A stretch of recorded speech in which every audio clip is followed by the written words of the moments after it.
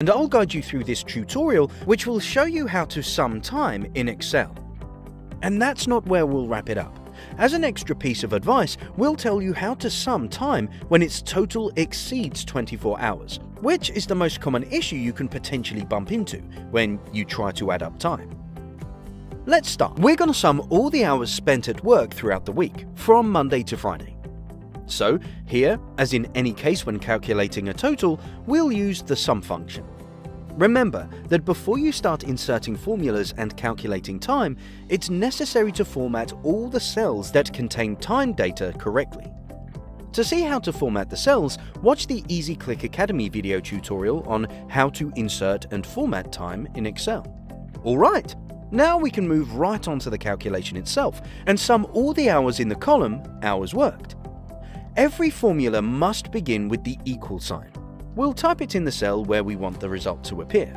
Then we'll carry on by typing sum, which means we want to use the function to calculate a total.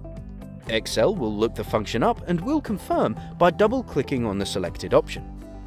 Now we select all the cells containing the time we want to sum and press enter. Here's an important thing.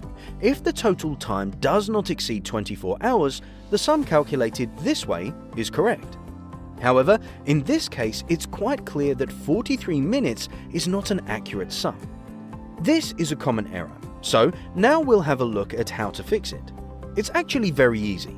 The catch here is that to add up correctly time, if its total exceeds 24 hours, we need to adjust formatting. So, right-click on the cell and choose Format Cells. In the tab number, select Custom.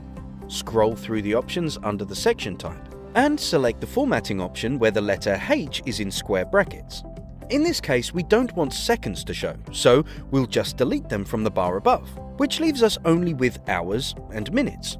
Now we'll be able to calculate the sum accurately, even though it exceeds 24 hours. Click on OK, and we're done. The sum that has been calculated is correct. The only thing that needed to be changed was formatting. If you're interested in other time calculations, watch the whole series of video tutorials that focus on working with time in Excel.